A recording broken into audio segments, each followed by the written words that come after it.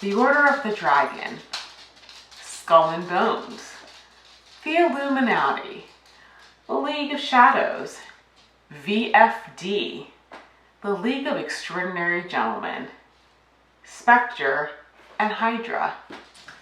Do you recognize any of these names? Well, yes, they are in fact real and fictional secret societies.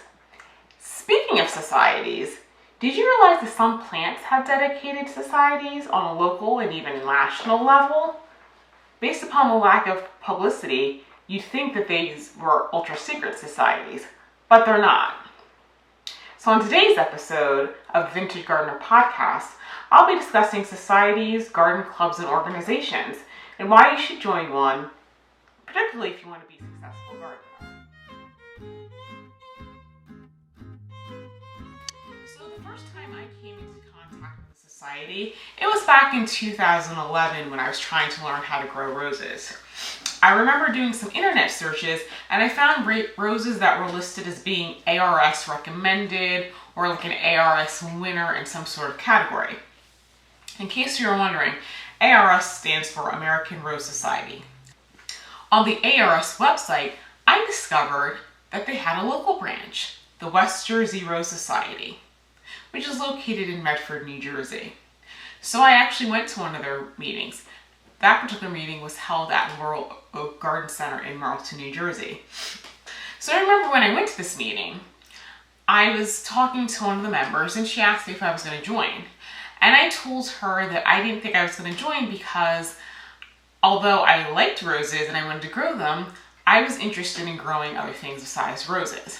And she kindly told me that even though it was a rose society, everybody in the society were actually gardeners. And so if I had questions regarding any other type of plant, I could get advice on that too. It wasn't just strictly roses.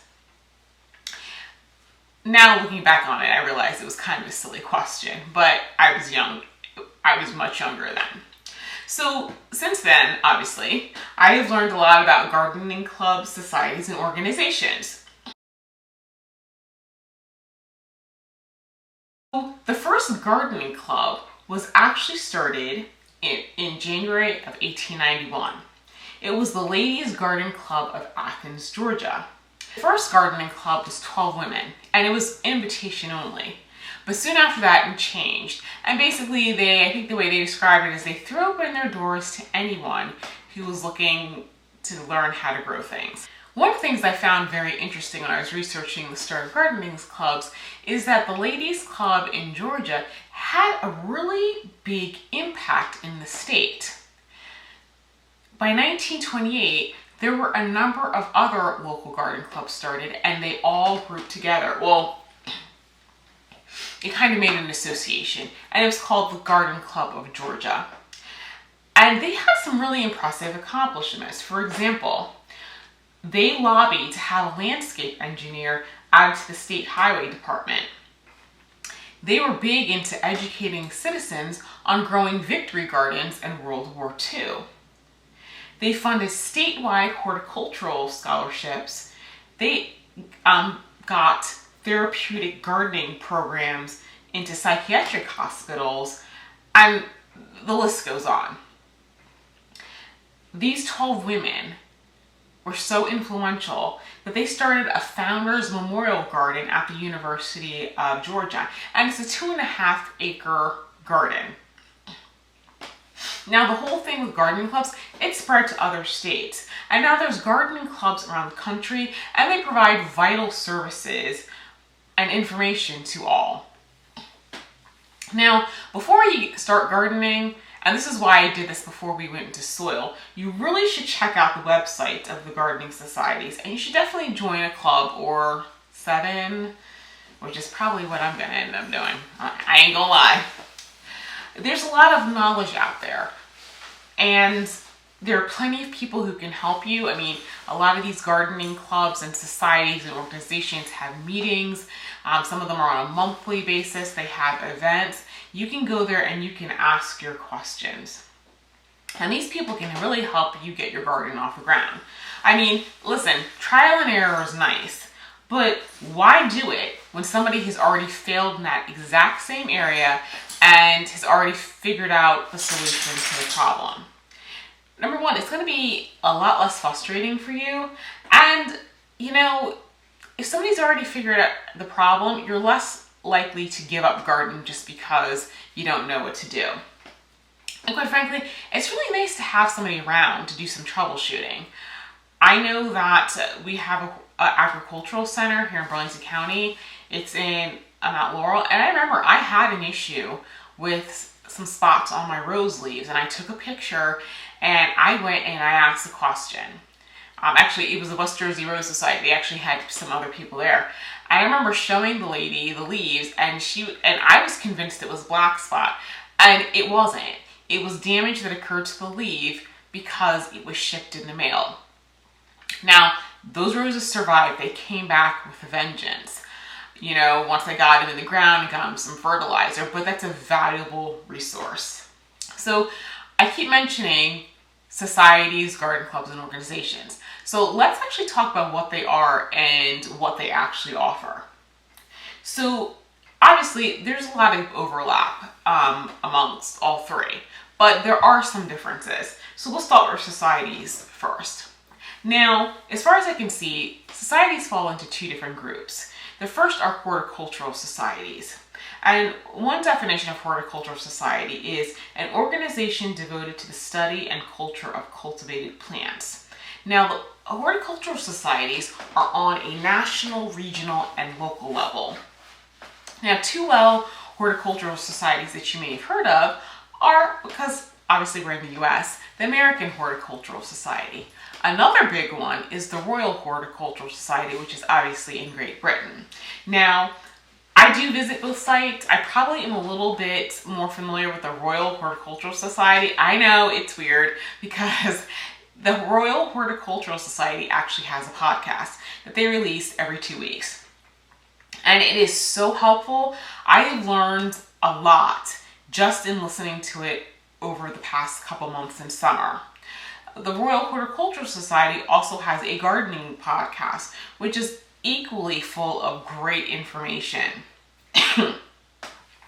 Now, with both societies, if you join them, you get magazines. They have members only sections. You get, especially with I don't know so much about the Royal Horticultural Society, though I would imagine it's probably similar, but I know with the American Horticultural Society, if you join membership, you get discounts to I think it's 320 different gardens so that you can go and tour. So it's something you definitely want to look into.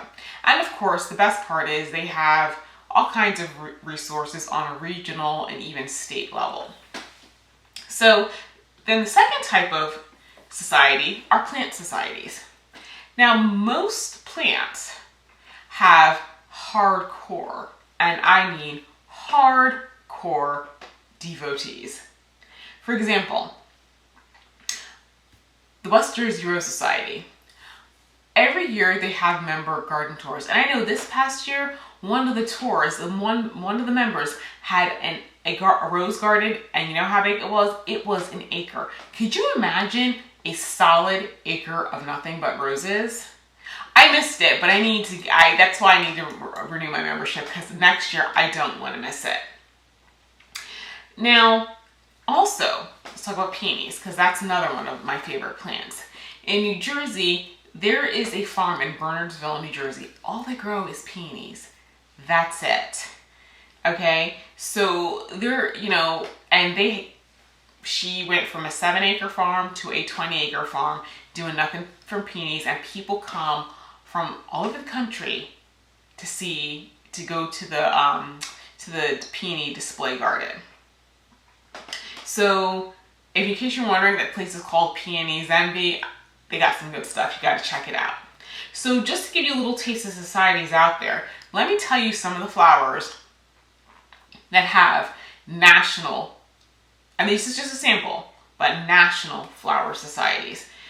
African violet, conifers, there's herbal society, camellias, dahlias, ferns, peonies, rose, gourds, hibiscus, hostas, hydrangeas, irises, ivy, orchid, magnolias, chrysanthemum, penstemon, I hope I pronounced that correctly, azalea, rhododendron, heather, gladiolus, rock gardens, plumeria, sedum.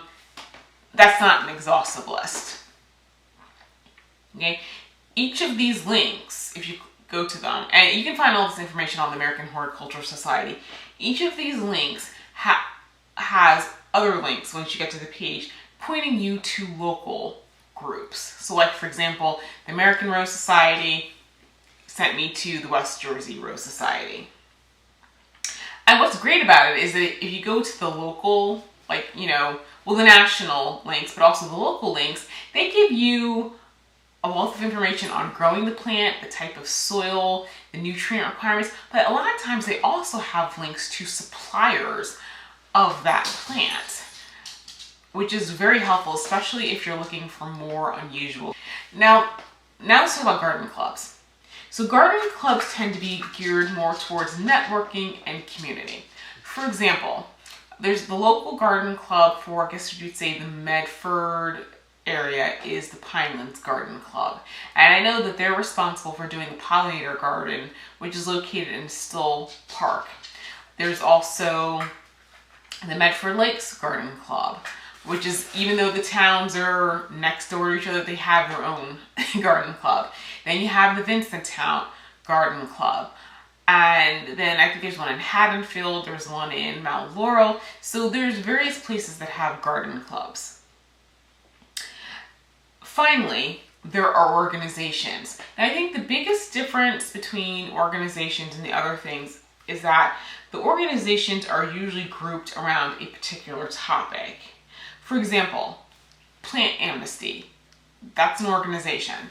If you go there, their goal is to prevent the senseless destruction of trees and shrubs. Then you have the Arbor Day Foundation. They sell this, you can join it, they sell discounted trees. A small part of each of the proceeds goes to helping repopulating forests in areas that have been destroyed by natural disasters. Then we have the Seeds to Savers Exchange. Now I know I talked about this as in probably, I think it was the first row podcast episode that I did. The Seed Exchange Program is trying to make sure that seeds, and plants don't go extinct. So we have rare seeds. People will grow, rare seeds that are in danger of dying out to keep the biodiversity alive. Then you have the Rain Garden Network. And then you have the Hobby Greenhouse Association, now, which I thought was really interesting because with the Hobby Greenhouse Association, it is resources for people who are looking to do greenhouse gardening so they can garden all year round. And I'm probably going to go back and do some more research on that one because that's part of, I wouldn't mind that because I'll be quite honest, I get winter blues. So, like I said, these are great resources, especially, even if you're gardening, they're great resources, but particularly if you've never gardened before, those are great starting places. I mean, the amount of information that it's out there on the society, garden club, and organization websites, it's astounding.